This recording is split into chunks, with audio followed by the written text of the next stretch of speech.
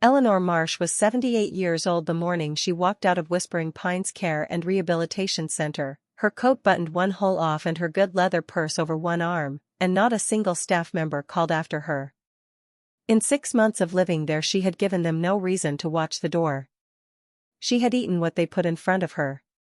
She had attended the watercolor hour on Wednesdays and the seated yoga on Fridays, and she had said good morning to every aide by name, because that was how she had been raised, and she saw no reason to stop now simply because her children had decided she was finished. All of that cooperation had apparently communicated one clear thing to the people around her, that Eleanor Marsh had accepted where she was. She had accepted nothing. She had been waiting. The taxi she called the night before on the facility phone was parked at the far end of the lot at 6:47 in the morning.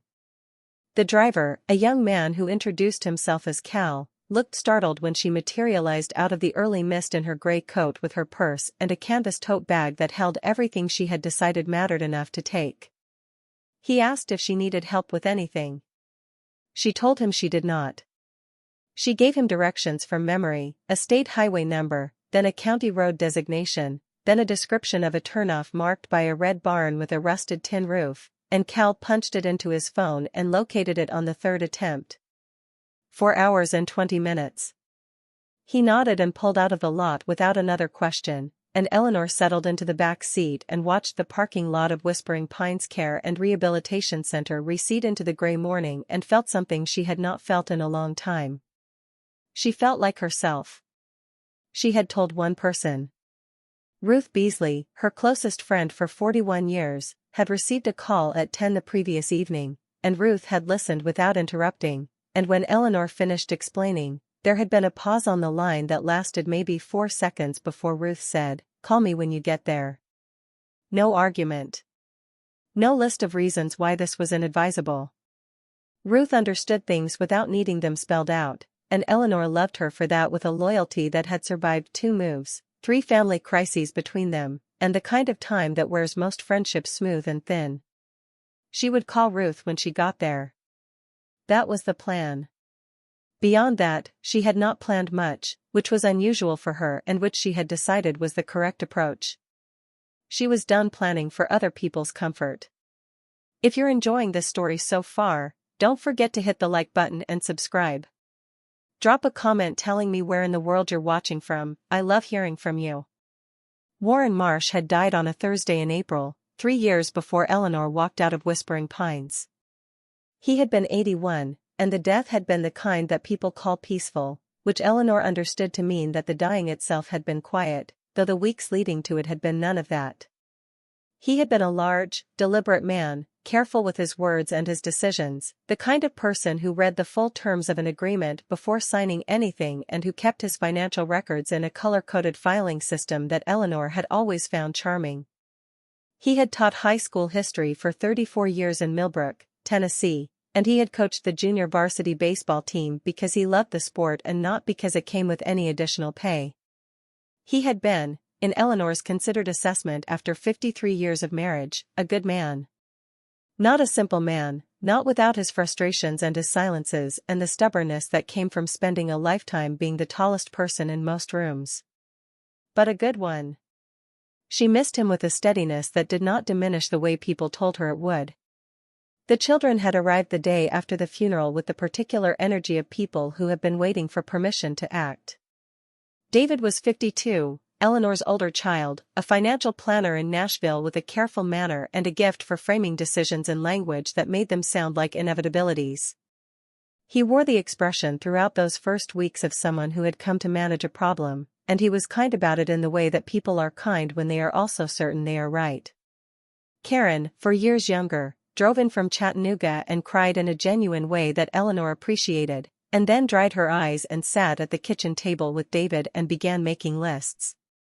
Eleanor had sat across from them and watched this happen and thought about Warren, who had spent 53 years watching her closely enough to know when she needed something and when she needed to be left alone, and who was no longer here to tell them either. The house in Millbrook was in both their names, and it passed to Eleanor without contest. It was a two-story Craftsman on Maple Avenue that they had bought in 1978 for $47,000 and in which they had raised both children and replaced the kitchen twice and repainted the exterior 4 times and added the back porch in 1995 because Warren had decided he wanted somewhere to sit and watch the yard in the evenings without being bothered by insects. Eleanor had lived in that house for 45 years. It was not a grand house. It was the right house. Every corner of it held something. David and Karen began suggesting things around month 2. The suggestions were reasonable on their surface, each one arriving with logic attached.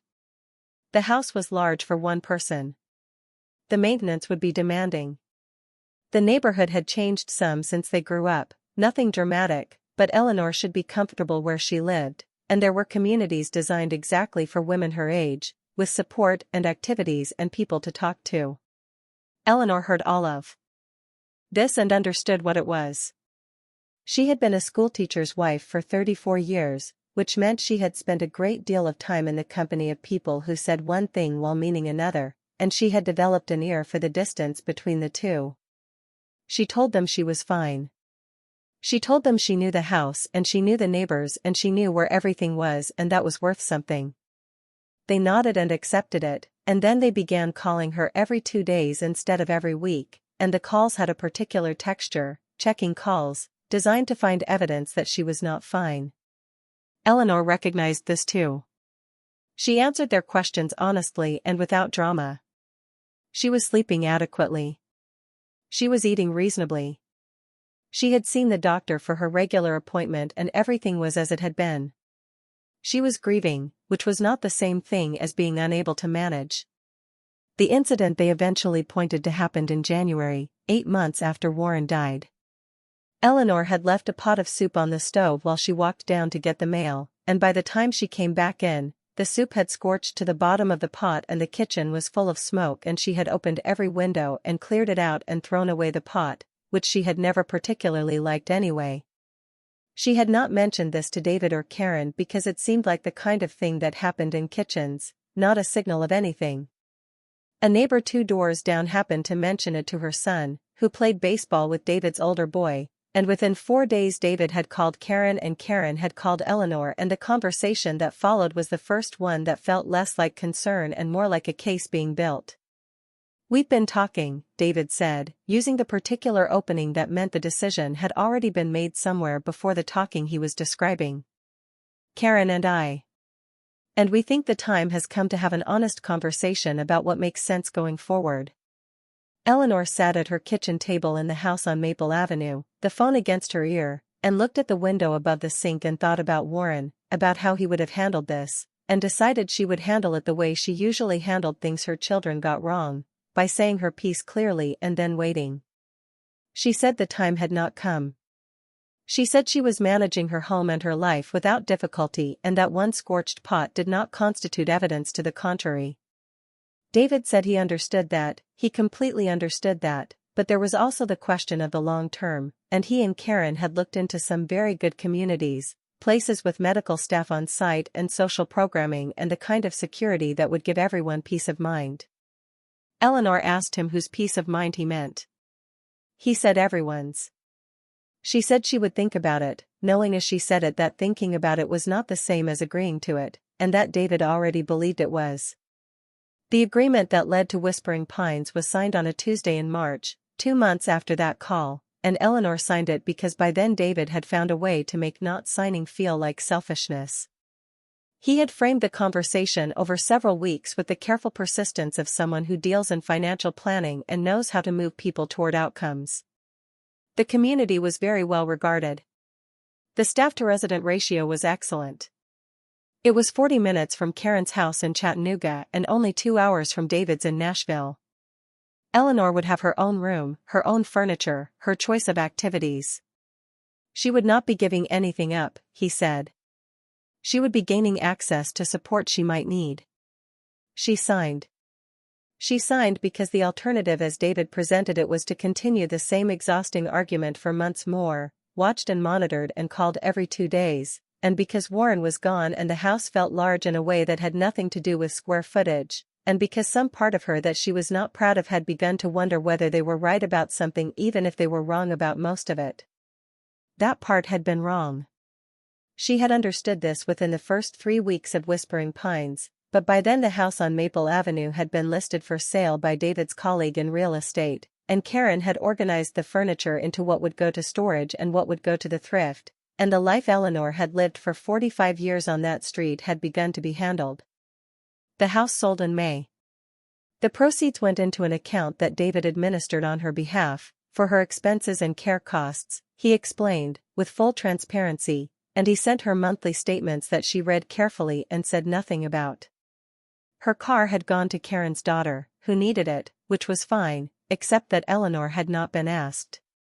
The savings account she and Warren had maintained jointly transferred to the estate account David managed.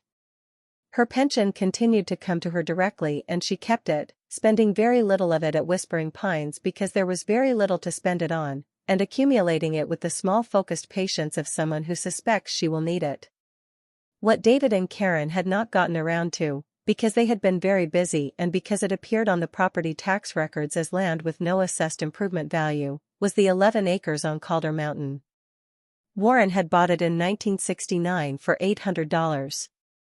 He had driven up there on a Saturday with a friend from the history department who was interested in hiking the Eastern Ridge, and somewhere in the course of that day, Warren had walked a particular stretch of the upper acres and come back down with a look on his face that Eleanor recognized as the look of a man who had decided something without yet explaining what.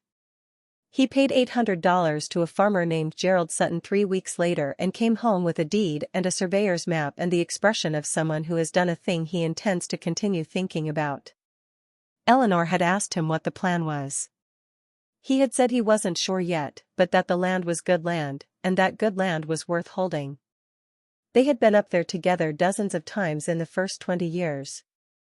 Warren built a one-room cabin in 1971 with 2 friends from school over a long summer weekend, a structure of local fieldstone and rough-cut timber that was not sophisticated but was solid, the foundation poured thick and the roof steeply pitched against the weather. Eleanor had cooked meals over an open fire on that property and slept on a cot and washed in the creek that ran along the eastern edge and been entirely at peace with all of it. In the 1980s, when the children were young and the summers were full, they went less. In the 1990s, Warren began going alone sometimes, 2 or 3 times a year, driving up on a Friday and coming back on a Sunday with dirt on his boots and the particular settled quality he always had after time on that mountain. Eleanor had not asked him what he did up there. She understood that some places were for thinking, and that Warren did his best thinking when he was alone and outside, and she respected that the same way she would have wanted him to respect the things that gave her that kind of quiet. The children had been to Calder Mountain twice in their lives. Once as teenagers on a family trip that David spent complaining about the lack of electricity and Karen spent reading in the cabin with deliberate indifference to the outdoors. And once, briefly, after Warren died, when David drove up to look at the property and assess whether it had any value. He had called Eleanor from the access road at the base of the mountain, which had not been maintained in years and was more suggestion than road, and told her the cabin was in poor condition and the acreage was heavily forested with no utilities and no infrastructure and that the most practical thing would be to find out if any of the neighboring landowners had an interest in acquiring it. Eleanor had said she would think about that.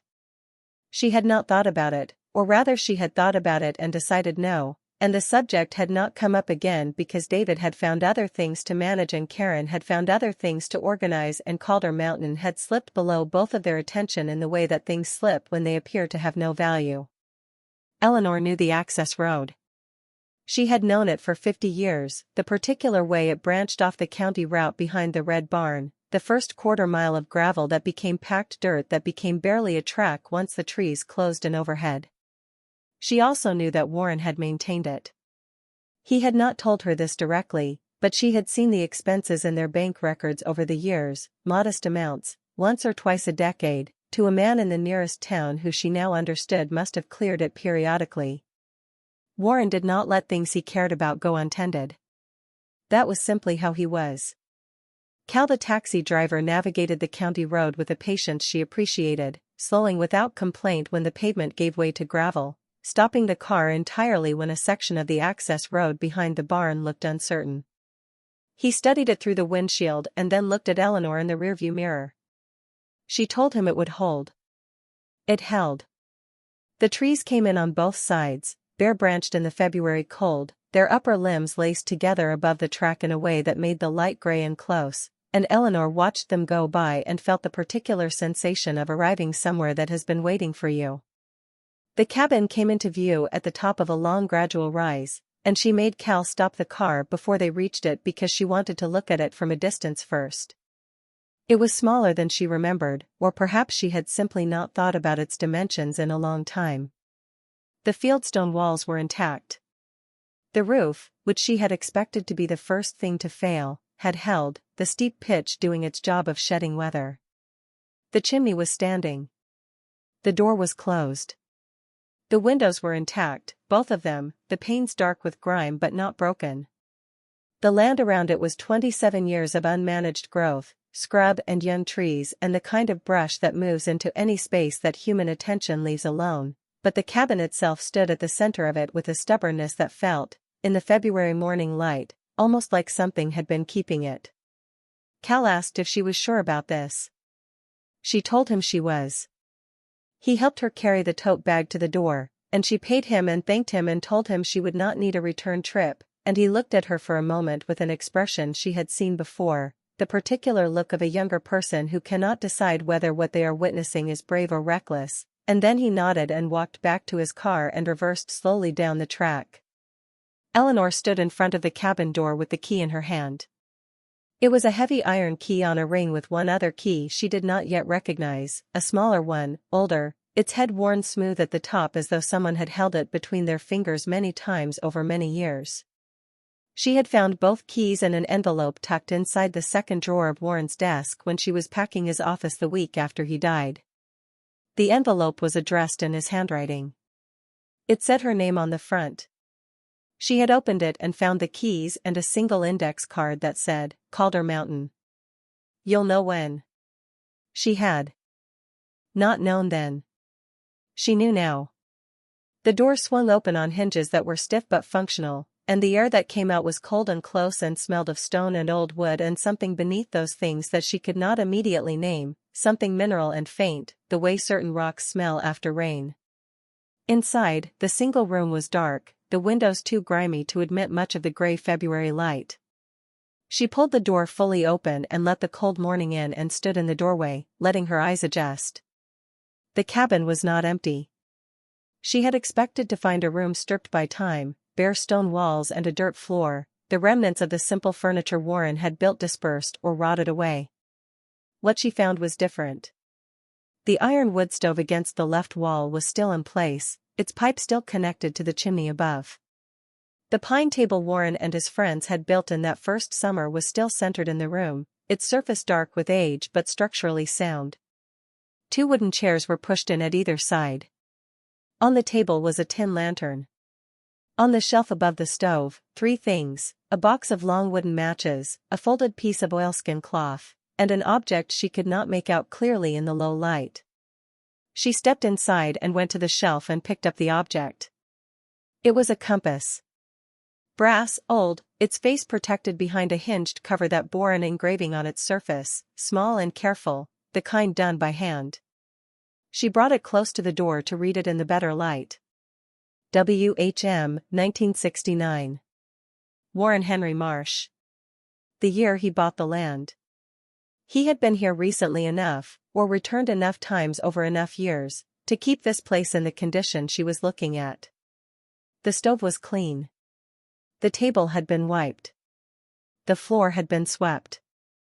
This was not a cabin that had been abandoned. This was a cabin that had been tended.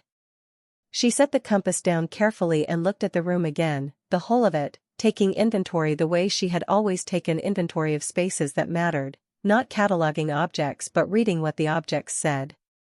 And what this room said was that someone had spent time here, deliberately and repeatedly, over a long span of years, in the particular way a person spends time in a place that holds something important to them. The kind of time you do not explain to other people because the value of it is not in the explaining. She thought about the second key, the smaller one on the ring. She looked around the single room and saw what she had expected to see, one door, the one she had entered through. No other doors. No interior partitions. One room, beginning and end. The second key opened nothing visible. She put both keys back in her pocket and pulled the door closed behind her against the cold, leaving the tin lantern burning on the shelf because she was going to need the light, and walked out into the February air to begin learning the land she had come back to. The 11 acres sloped from the cabin site in 3 directions, falling away more steeply to the north and east where the ridge dropped toward the creek below, and more gradually to the west where the old-growth timber had made the ground soft and dark with decades of fallen leaves. Eleanor walked the perimeter slowly, not trying to cover it quickly but trying to understand it, feeling the grade beneath her feet, noting the places where the ground changed character, the wet low spots in the northeast corner where the creek drainage ran close to the surface, the section of exposed limestone along the eastern ridge where the rock pushed through the soil in long gray shelves. She had walked this land with Warren. She had walked it enough times to remember the shape of it in her body if not in her memory, the way your feet know a path they haven't taken in years and find the rhythm of it before your mind catches up.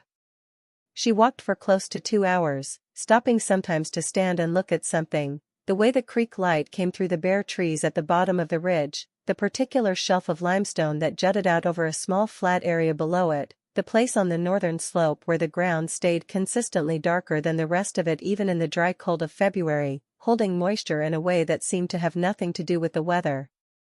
She stood on that northern section for a long time, looking at the ground, feeling something she could not name gather slowly at the edge of her thinking. Then she went back to the cabin and lit the stove with the matches on the shelf, and while the stone walls began to give back the warmth she had put into them, she made a list on the back of an envelope she found in her coat pocket. The list was practical and immediate. What she had. What she needed. What she intended to do next. She was 78 years old, alone on a mountain in February, with a canvas tote bag, a cell phone with 41% battery, a compass with Warren's initials on the cover, and a key that opened nothing she had found yet. She had been in worse positions. She was not sure when, but she had been. She called Ruth. Ruth answered on the second ring and said nothing for a moment after Eleanor told her she had arrived, and then said, "How does it look?" Eleanor looked around the cabin, at the stove that held its heat, at the table Warren had built, at the lantern, at the shelf and the compass and the door to the cold outside. "Like he kept it," she said. Ruth said, "Good," and they talked for 20 minutes about practical things, what Eleanor would need, who in the nearest town Ruth could call on her behalf, whether Eleanor had enough warmth for the night. When they hung up, Eleanor folded the list back into her coat pocket and sat in one of the wooden chairs at Warren's table and looked at the small window above the door. The light outside had begun to go late afternoon thin and gray, and the fire in the stove was doing what fires in good stoves do, filling the space around it steadily. She thought about the second key. She thought about the northern slope and the ground that held moisture when it had no obvious reason to. She thought about Warren's index card. "You'll know when." She did not know yet, but she was beginning to. Ruth called back that first evening with a name. Lena Sutherland, who ran the hardware and general supply in Calder's Gap, the nearest town, which was 11 miles down the mountain on the county road. Ruth had a friend who had a cousin who lived in that part of the county, and the cousin had said Lena Sutherland was the person to know. She was in her mid-60s, had lived in Calder's Gap her whole life, and she kept the kind of store that sold you what you needed without asking why you needed it. Eleanor wrote the name on her envelope list. Below it she wrote the words that had been circling in her mind since she walked the northern slope that afternoon: ground moisture. No drainage source. Warren knew. The first night on Calder Mountain was cold in the way of stone buildings in February, the kind of cold that the stove pushes back but cannot entirely drive out, so that you feel warm on the side of you facing the heat and considerably less so on the other. Eleanor slept in her coat on the cot she found folded against the back wall, a military surplus canvas cot that Warren must have brought up in some previous decade, its frame slightly bent at one joint but still functional. She layered her coat on top of the blanket from her tote bag and slept better than she had in 6 months at Whispering Pines, where the hallway lights came under the door all night and someone always coughed in the room adjacent to hers between 2 and 3 in the morning. The mountain was dark and still. She slept until the birds started up before dawn and lay there for a while listening to them before she got up to rebuild the fire. David called at 8:14 in the morning.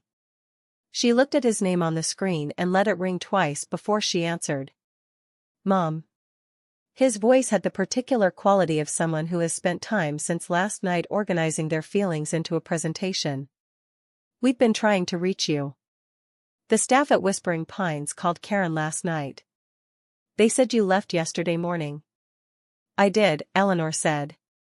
She was standing in the cabin doorway looking at the February morning, the bare trees, the sky going pale above the ridge. Where are you? He said. At the mountain. A pause. When he spoke again, the presentation quality was gone and what was underneath it was real, which she preferred. Mom, that cabin hasn't been used in years. You can't stay there alone in February.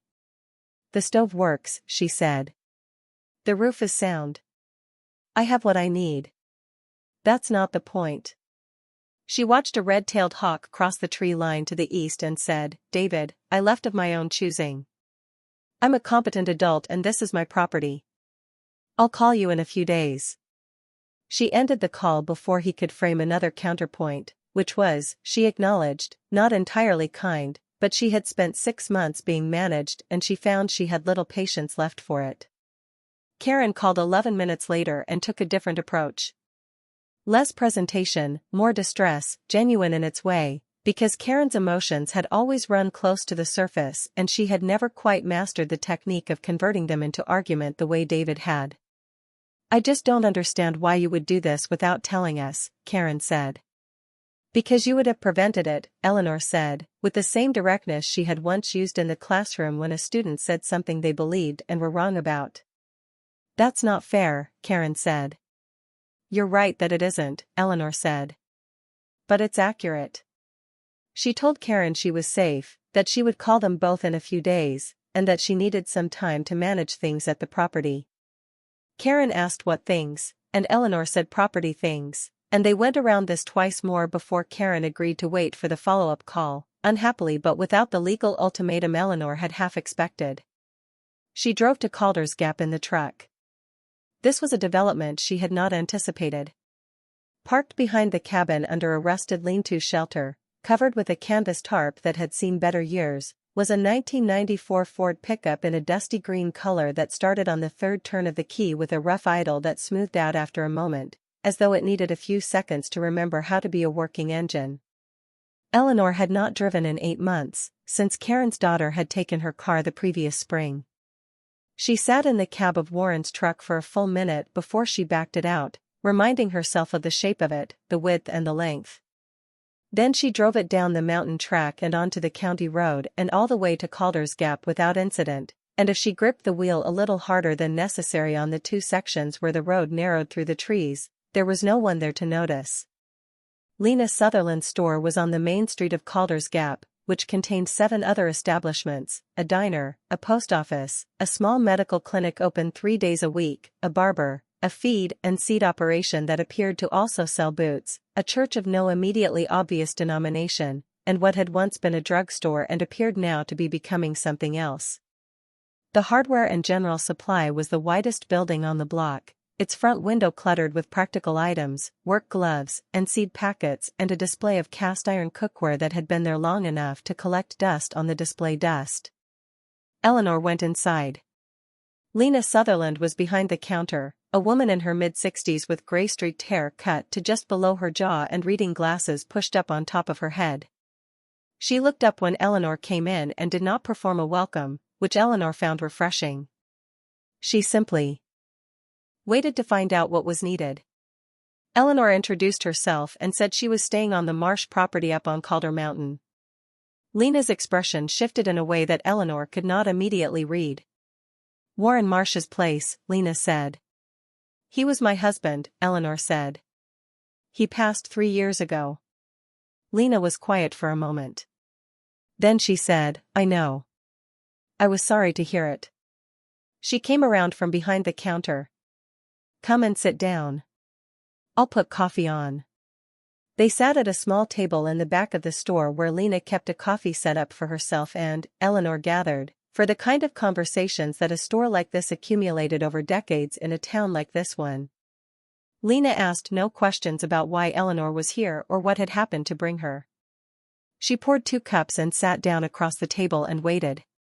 Eleanor told her what she needed practically: kerosene for the secondary lamp she'd found in the cabin, a better supply of firewood than the small stack remaining beside the door, a few specific food items, and the name of someone in town who could advise on the condition of the access road. Lena noted each item without writing anything down, which meant she was the kind of person who retained things, and then she looked at Eleanor over her coffee cup and said, Warren came through here a few times a year. Bought supplies, had the truck serviced at Holt's garage down the road. He wasn't a talker, but he was consistent. She paused. I'll tell you what I told the men who came asking about his property last fall. Eleanor set down her cup. What men? 2 of them. Came in October, couple of months before you turned up. Said they were land assessors doing a survey of properties in the county for a regional development study. Lena's tone carried the particular skepticism of someone who has lived in a small town long enough to know when strangers are lying about their purpose. They asked a lot of specific questions about the Marsh acreage. The access, whether the property had any active permits or mineral documentation registered with the county, how often anyone used the place. She folded her hands around her cup. I told them I ran a hardware store and they should take their questions to the county office. Which I suspect they did, and found nothing useful there, because Warren was careful about what he registered where. Eleanor absorbed this. 2 men asking about the property in October, 5 months before she left Whispering Pines. David had made no mention of any inquiry about the mountain land. Either he didn't know, which was possible, or he knew and had not told her, which was also possible and said something different.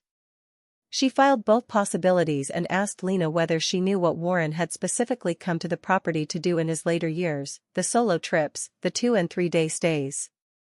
Lena was quiet for a moment, the kind of quiet that means someone is deciding what to say rather than trying to remember. He walked the land, she said finally. He told me that once, directly, when I asked him the same question you're asking me. He said he walked it. He said there was something on the northern section that he'd been working to understand for a long time and that he wasn't finished yet. She looked at Eleanor steadily. He said when he was finished, the right person would have what they needed. She paused. I assumed he meant you. If you're hooked on this story, make sure to subscribe and turn on notifications so you never miss an upload. Your support means everything and helps me bring you more emotional stories like this one. Eleanor drove back up the mountain with kerosene and food and a cord of wood that Lena had arranged to be delivered that same afternoon by her nephew, a young man named Beau who stacked it beside the cabin with the efficient quiet of someone who had done it many times. She thanked him and paid him in cash, and he looked at the cabin and then at her with the measuring expression of a young person trying to work out whether to say something. She asked him what was on his mind. He said his grandmother used to say that the Marsh property was the most interesting land on this side of the mountain, and that the old man who owned it, meaning Warren, knew something about it that nobody else did. She asked what his grandmother had meant. He shook his head. She just said it. Like it was a fact everybody accepted without knowing the details. He got back in his truck and went back down the mountain. Eleanor stood in front of the cabin and looked north. The trees on the upper slope were bare, their trunks dark against the pale sky, and the ground beneath them was that same deeper color she had noticed the day before, holding moisture against the dry February cold in a way that still had no obvious explanation. She put on her better boots and walked up there. She had been examining the northern slope for 20 minutes when she found the first marker. It was a short metal stake driven into the ground at the edge of where the moisture-dark soil began, its head flush with the surface, almost invisible under the leaf litter until she nearly stepped on it. She crouched and cleared the leaves away with her hands. The stake was iron, old, its surface dark with rust and soil. Stamped along its length in letters she had to look at closely in the failing afternoon light, WRM. NOC. 1974, Warren Robert Marsh. And something else. NOC, which meant nothing to her immediately. She stood and walked a slow perimeter of the moisture-dark section, moving carefully, watching the ground, and found 3 more stakes at irregular intervals, each with the same WRM designation and a number, and each with a second designation she did not recognize. NOC 1 through NOC 4, with years ranging from 1974 to 1991. She pulled her coat tighter and looked at the rectangle roughly described by the 4 stakes.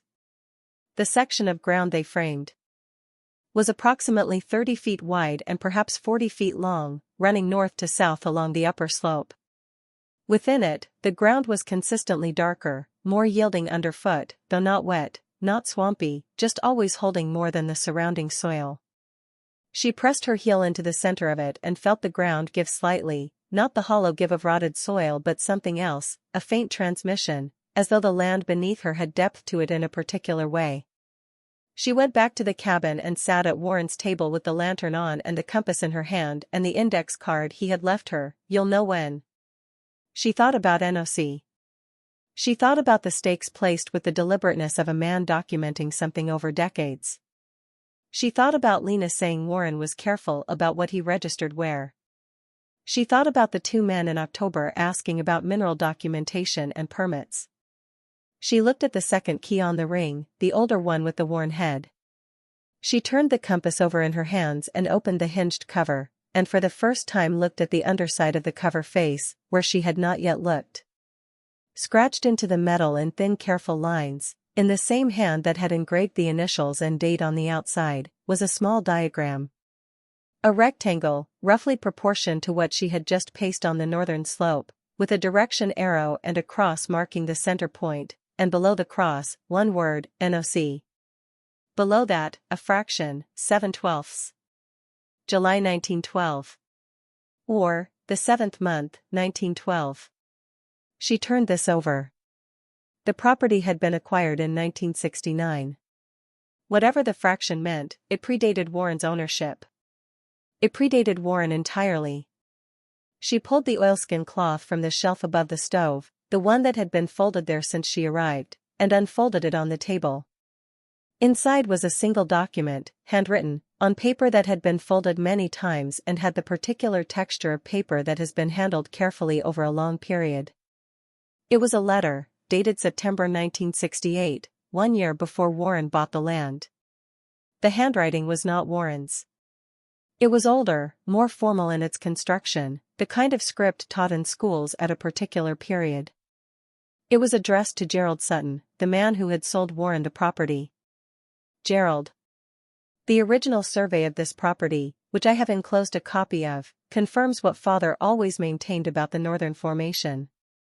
The NOC designation in the county ledger from 1912 stands for natural or confinement, a classification used by the State Geological Commission at that time for formations believed to contain significant mineral concentration at accessible depth.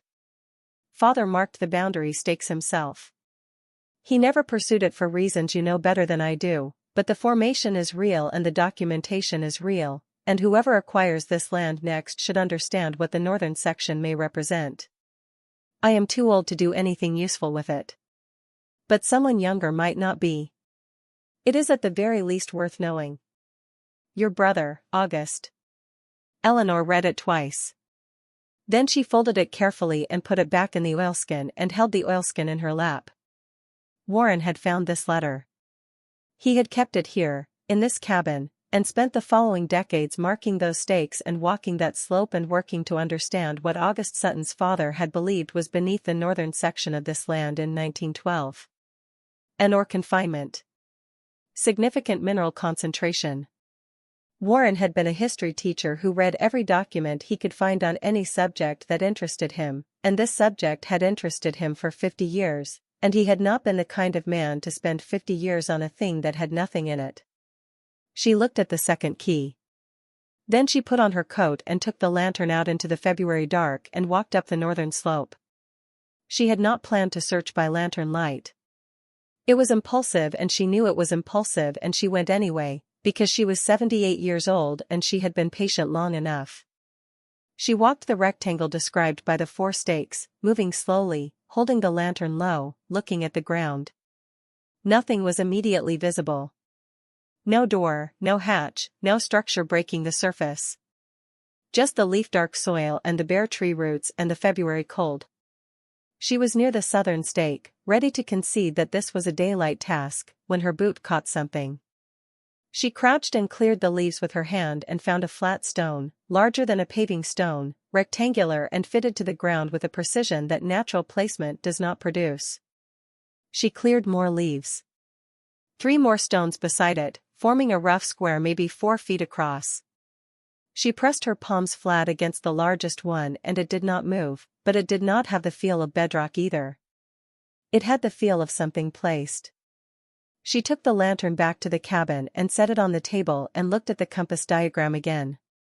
The cross marked the center of the rectangle, and she had found the stones near the southern edge.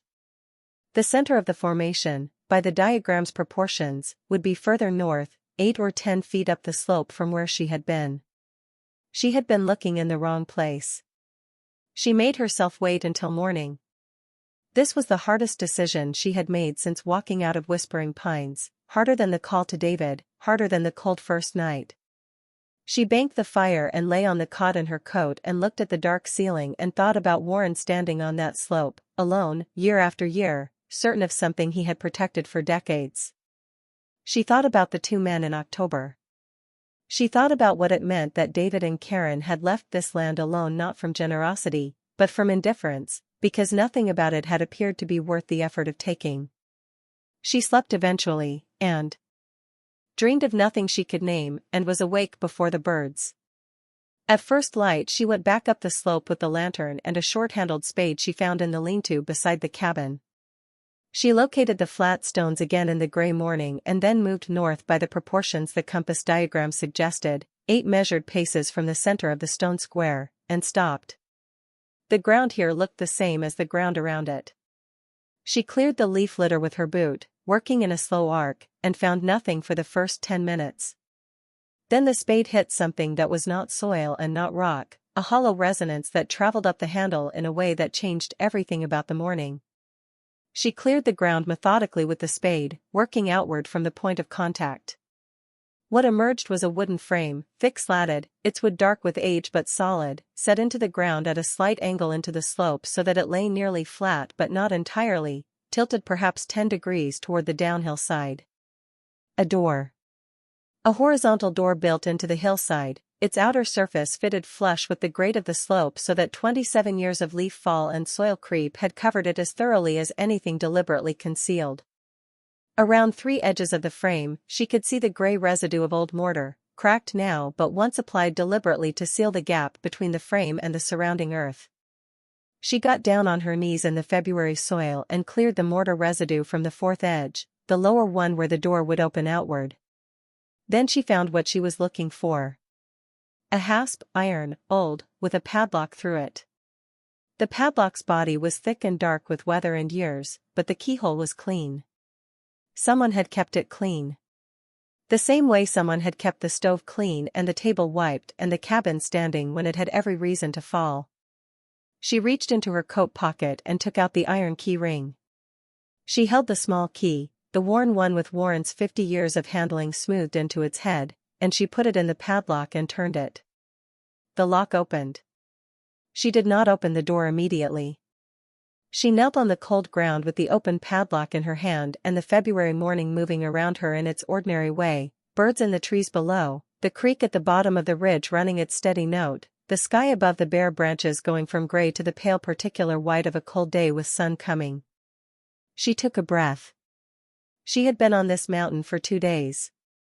She had been moving toward this lock for 50 years without knowing it, and for 2 days with the full weight of knowing.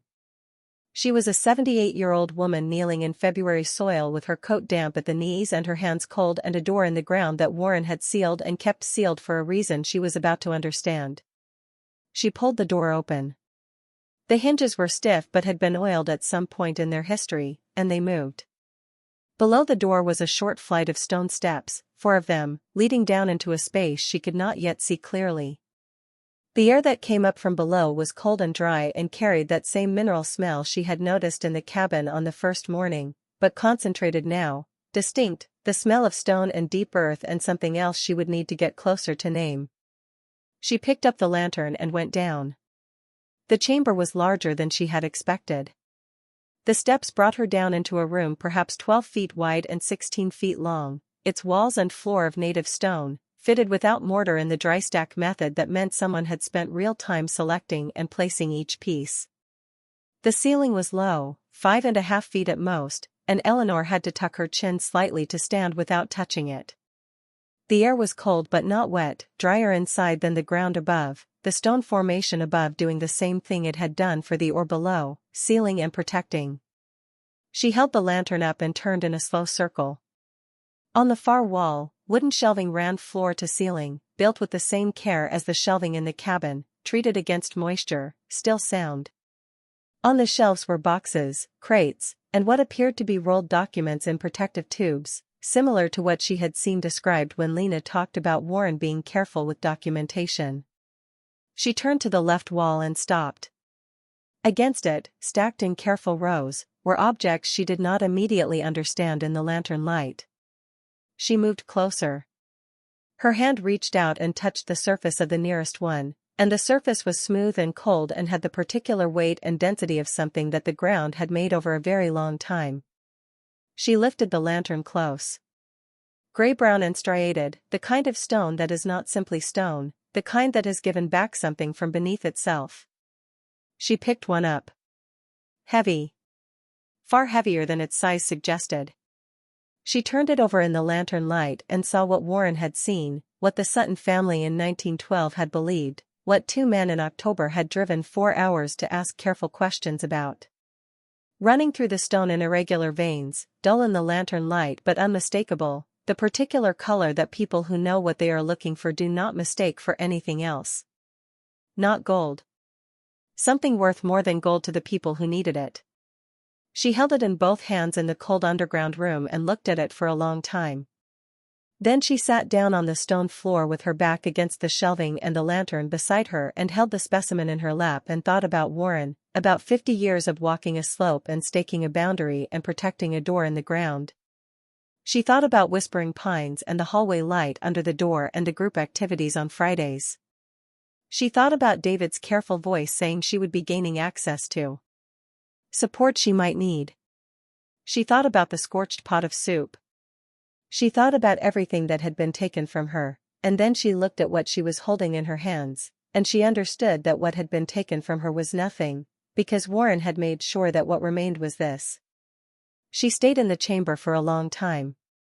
Long enough for the lantern to draw low, long enough for the cold in the stone to work through her coat and into her back where it pressed against the shelving. She did not mind the cold. She was doing what Warren had done on this slope for 50 years, sitting with something large and waiting for her understanding to catch up to the size of it. The shelving held 3 categories of material. On the upper levels, 15 rolled document tubes labeled in Warren's handwriting with dates from 1971 to 2009. On the middle shelf, 6 flat wooden boxes. On the lower shelf, 11 ore specimens, each sitting on a small wooden block, each block labeled with a number and a date, the earliest from 1974, the most recent from 2011, 2 years before Warren's eyesight began to trouble him and he had stopped making the drive alone. She picked up each specimen in turn and held it in the lantern light. The veining through the base rock was consistent across all 11, the same dull metallic color, the same dense patterning that she now understood was not decorative. It was documentation. Each specimen was a physical record of a find pulled from the earth at a specific location, preserved down here the same way Warren had preserved everything he considered worth protecting. She climbed the stone steps with 2 document tubes under her arm, pulled the door closed behind her, snapped the padlock shut out of something that felt like respect, and walked back to the cabin. She built the fire up and sat at Warren's table and opened the first tube. The document inside was a geological survey from 1971, commissioned by Warren and drafted by a surveyor whose margins were filled with careful notations. The summary panel at the bottom of the sheet read, "Evidence of lithium-bearing pegmatite intrusion at depth. Extent uncertain. Surface expression consistent with significant formation below. Recommend further assessment." The second tube was from 1983, more technical in its language and more precise in its mapping. Its conclusion was stated plainly in the summary paragraph. The pegmatite formation underlying the northern section of the Marsh property was one of the larger undocumented lithium deposits identified in this region of the Appalachians. Properly assessed and developed, it represented a mineral asset of substantial commercial value. Eleanor set the second document down and looked at the window above Warren's table. She understood what lithium meant in the present world in a way she would not have at 40 or 50 or even 60, because she had continued paying attention to things her whole life, including the year she spent in a care facility where the newspaper was one of the few things available that required genuine concentration. She knew that lithium prices had risen by a factor that made the numbers difficult to hold without context. She knew that mining companies had been acquiring lithium-bearing land across the eastern United States with an urgency that reflected contracts not yet filled and a demand that was not slowing. She had read about the electrification of everything, about the particular hunger that produced, about what it meant for anyone who held the right ground at the right time. She knew what the two men in October had been. She knew what they had come looking for and what they had left without. She called Ruth at 7 the next morning. Ruth listened without interrupting, and then was quiet for a moment that meant she was absorbing rather than gathering her response. "How certain are you," Ruth said, "about what you're looking at?" Eleanor described the 11 specimens, the survey documents spanning 4 decades, the 1912 State Geological Commission designation that the Sutton family letter had explained, and Warren's 50 years of methodical staking and sampling. Ruth was quiet for a shorter moment this time, and Eleanor could hear her breathing, slow and steady, the particular sound Ruth made when she was deciding something. "I know someone," Ruth said finally. "A mineral assessment consultant in Knoxville. She's the real article, not the kind who hedges everything until the figure means nothing. I'll call her this morning and tell her it's urgent." Eleanor thanked her. Ruth said she would let her know when the call was made and hung up before Eleanor could say anything else. Dr. Patricia Voss arrived 2 days later in a dark red SUV that handled the mountain track with the confidence of someone who spent a significant part of her working life driving to places roads had not fully committed to.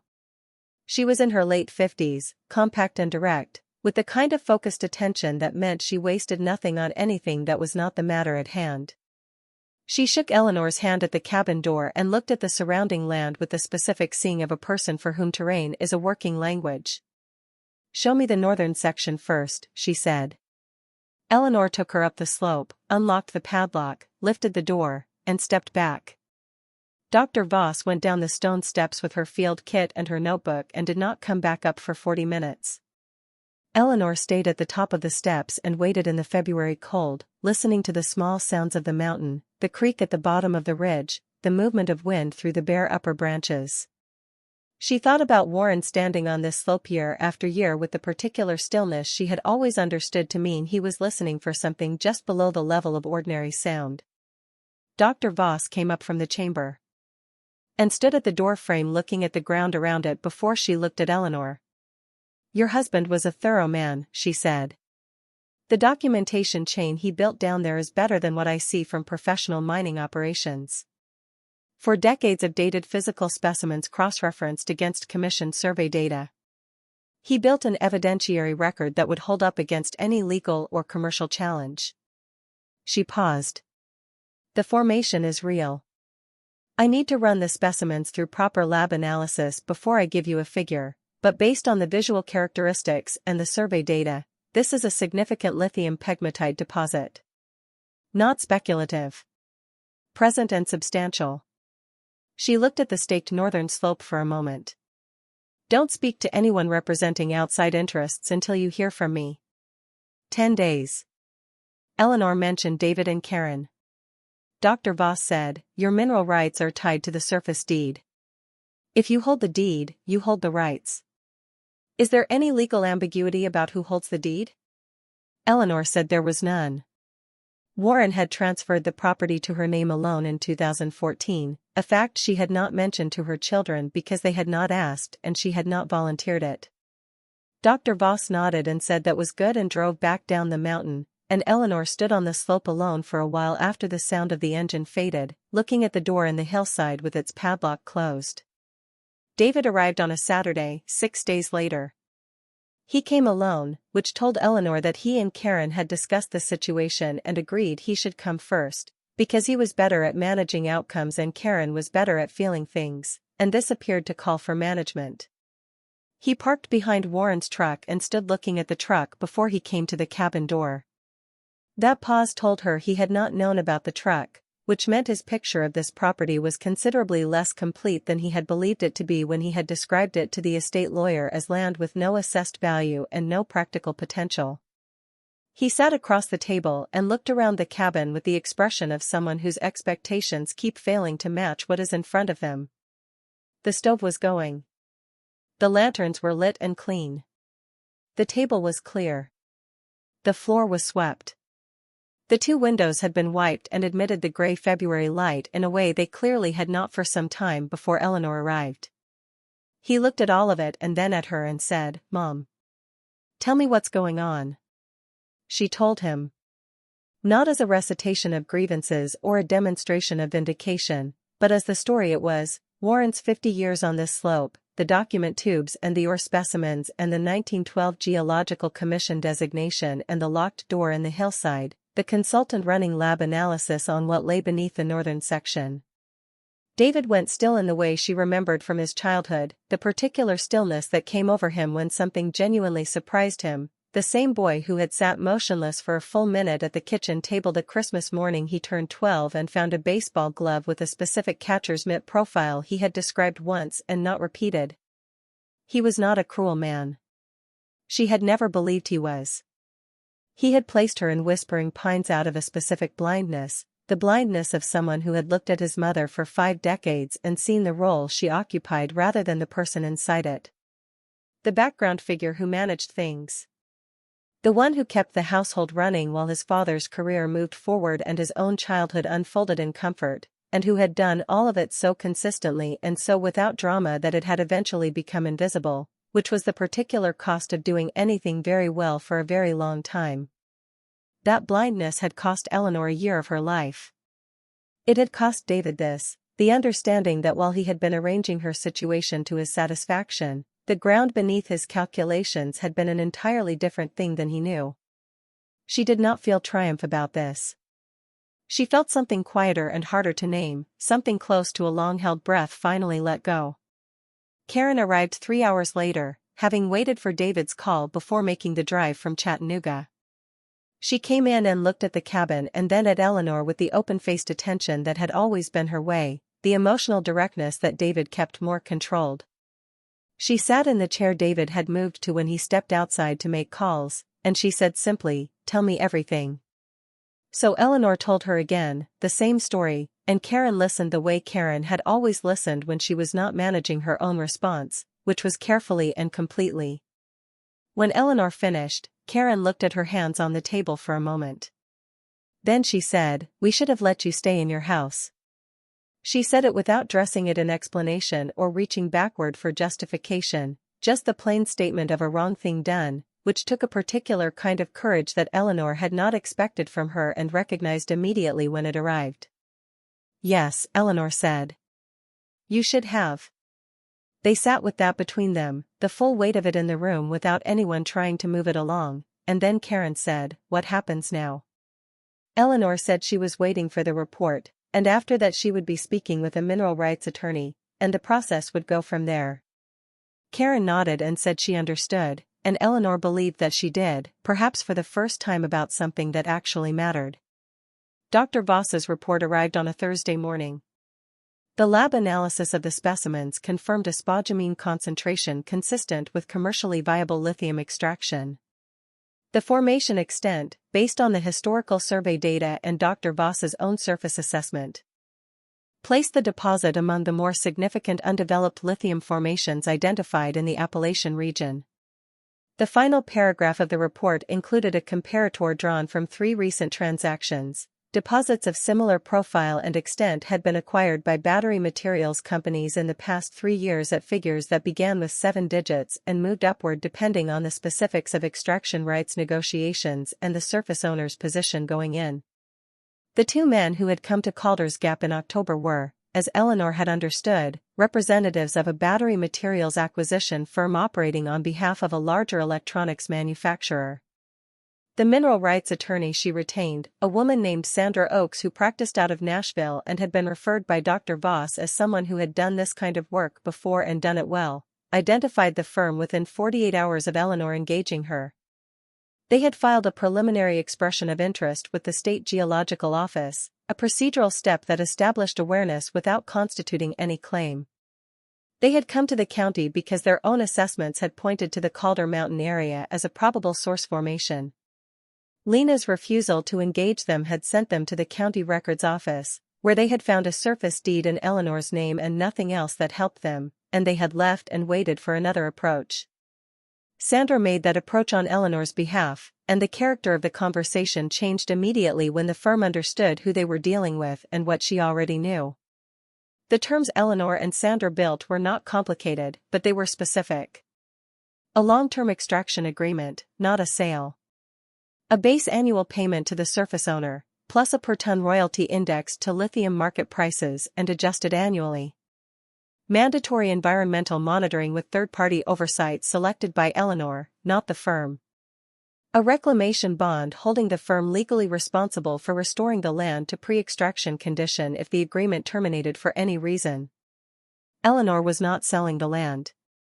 The deed and the mineral rights stayed with her. The firm had access to what lay beneath it under terms she set and could enforce. Their counterproposal arrived within the week. It was lower on the royalty rate than Eleanor's position and absent the reclamation bond, which their legal team described as commercially unprecedented. Sandra submitted a revised position and noted in her cover letter that the formation documentation was of a quality that would support multiple competing offers if the current negotiation failed to reach acceptable terms. 2 more rounds followed, each narrowing the gap on terms that had room to move and holding firm on the ones that did not. Eleanor read every document. She called Sandra with questions and with instructions, and Sandra executed the position with the efficiency of someone who had spent decades in rooms where the wrong concession cost everything. David called during the second week of negotiations and asked quietly if there was anything he could do. Eleanor told him the process was moving and that Sandra was very good.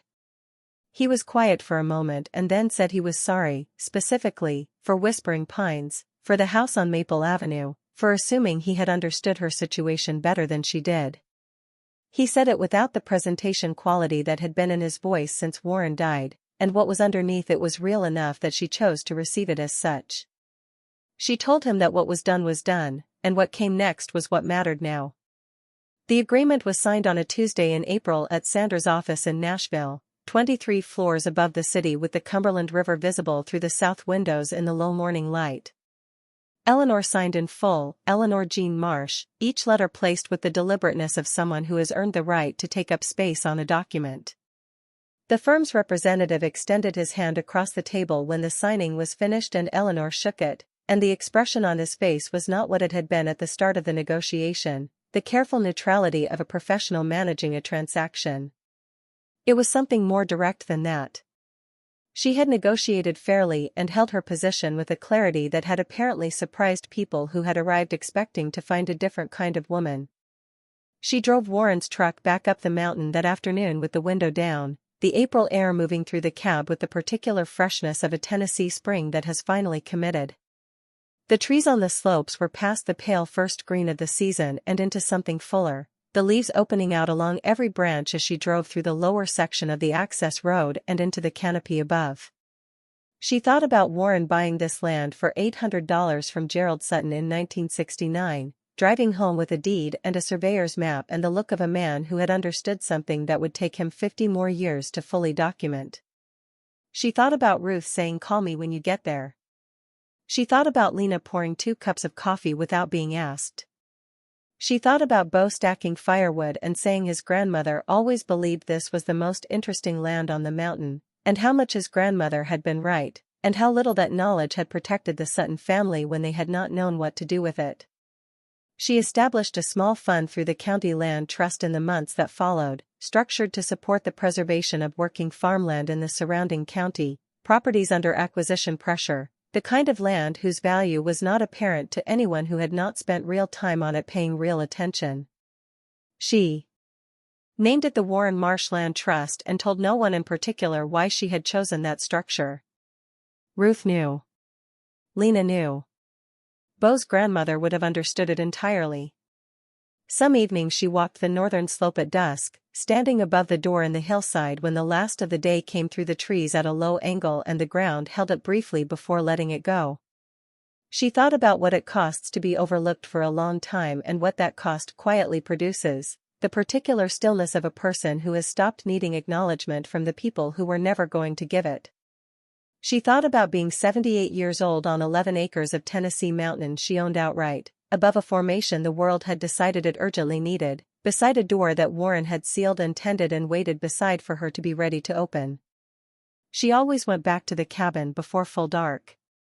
She kept the lantern burning in the window, the way she imagined someone leaving a light on for a person they expected, the way a neighbor leaves soup on the stove for someone arriving in the cold. She kept it burning because it was her mountain and her cabin and her light to keep, and because Warren had spent 50 years making certain that was true, and the least she could do was let it show. He had left her a piece of land that everyone agreed was worthless. He had been wrong about many things across the span of their life together and right about a few things that turned out to matter more than all the rest. The land was not worthless. The woman who came to claim it was not finished. Those two facts had been sitting in the dark all along, patient as the stone that held the ore, patient as the ore itself, accumulating quietly in the sealed dark for as long as it took, waiting for the same simple thing, for someone to find the right key, stand in front of the right door, and decide they had not come this far to turn back. Thank you so much for watching until the end. If you loved this story, check out the other videos on your screen now. I think you'll really enjoy them. And don't forget to subscribe if you haven't already. See you in the next story.